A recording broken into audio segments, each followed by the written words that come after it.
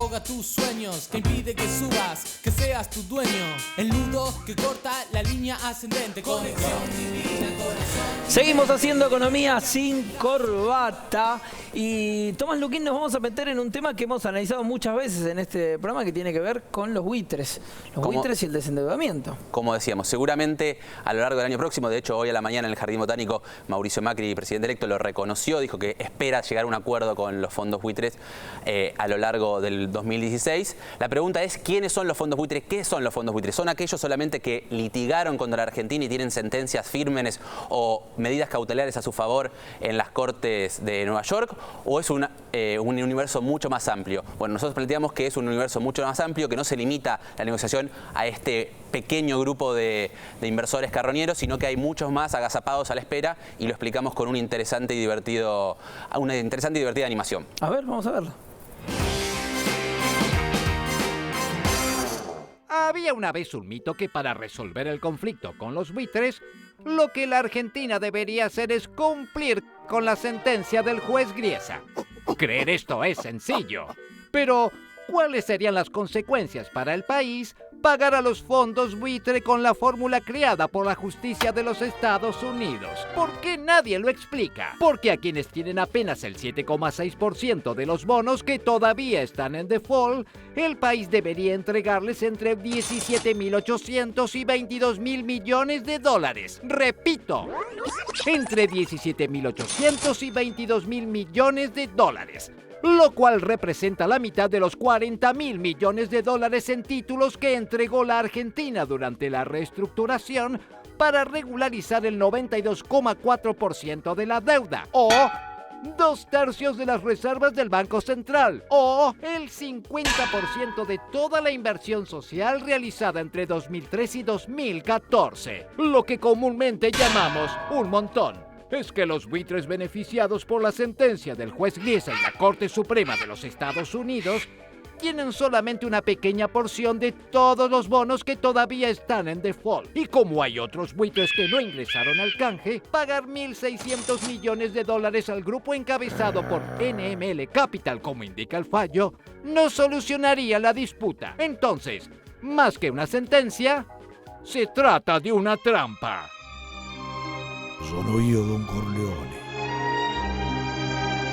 Suponiendo que aceptar el pago a los fondos buitre no viola la ley argentina, pagarles reclamaría alrededor de 1.600 millones de dólares. Y de todos modos, el problema no terminaría ahí. ¿Por qué? ¿Por qué? ¿Por qué? Porque a ese grupo quieren sumarse los acreedores denominados Me Too. Yo también en inglés. ¡Qué nombre más bonito! Se trata de otros buitres que tienen sentencias contra la Argentina por el default en otros tribunales estadounidenses y que pretenden acceder al mismo tratamiento que recibieron los buitres nuestros.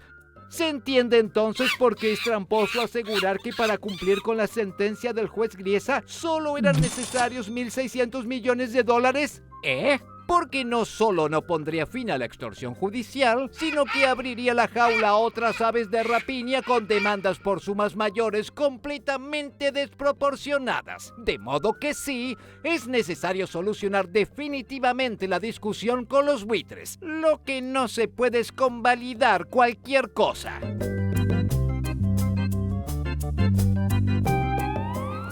Genial, una de las perlitas que nos quedó de este año de producción propia. Esto no estaba bajo YouTube. Qué bien le sale la voz a Luquín. Qué bien le sale muy bien la voz de Luquín. Muy bien la voz. ¿Cómo lo ves, José? Bien, no, sabes que me parece que hay una cuestión que se puede agregar a este tema, que es que evidentemente el plan del nuevo gobierno, uno de los planes del nuevo gobierno es avanzar hacia un acuerdo con los fondos buitre y con el resto de los holdouts para reinsertar a Argentina dentro de los mercados financieros y conseguir dólares y de ese modo tratar de morigerar el problema de restricción externa.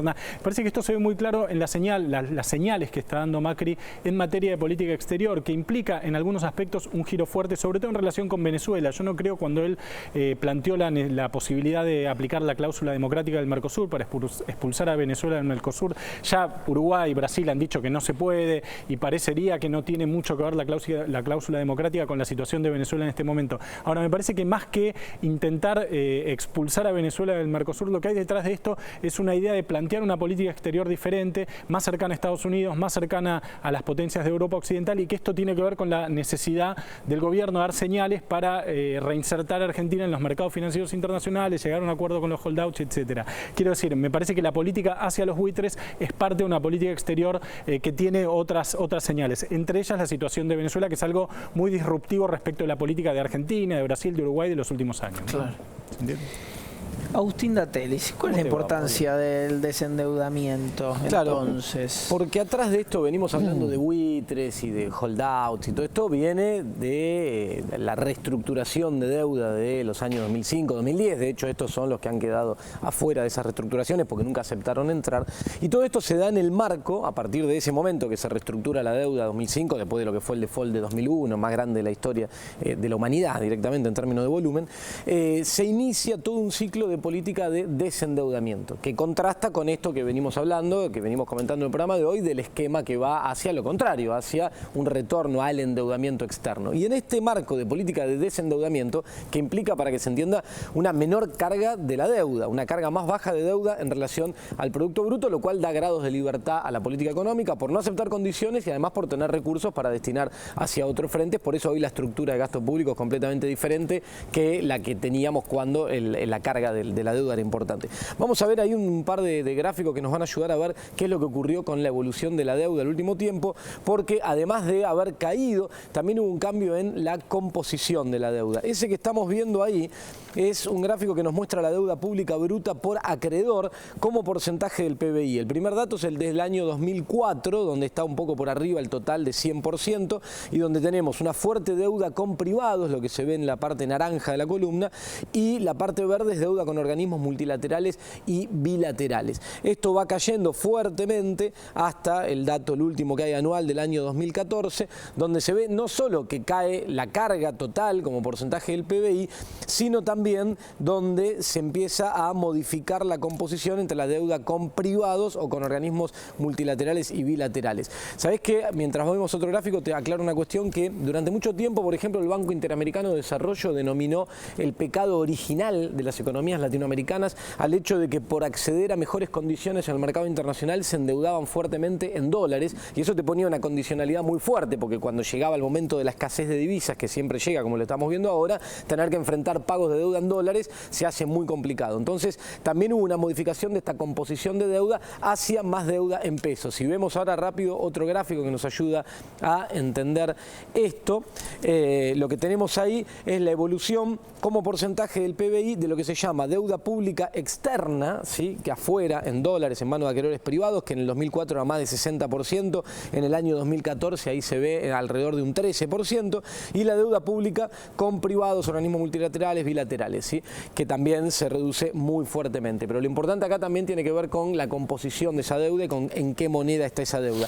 Y tenemos un gráfico más que tiene que ver con esto, que lo que nos muestra es la torta total del 100% de deuda que hoy tiene la Argentina, y lo que se ve ahí que la parte más grande, la que está en ese color rosa, 61%, 61,3%, corresponde a deuda con agencias del sector público. O sea, eso es deuda intrasector público, la que tiene que ver con privados es la parte más chiquita, la del 13%, y esta deuda intrasector público además es en pesos, con lo cual no es una condición fuerte cuando enfrentas situaciones como la actual de escasez de divisas. Con lo cual esto es la consecuencia de la política de desendeudamiento, y lo muestran los números. Lo aclaro porque desde algunos sectores a veces se cuestiona la política de desendeudamiento como que no fuera tal, y los números reflejan claramente que sí la hubo y que ahí está presente.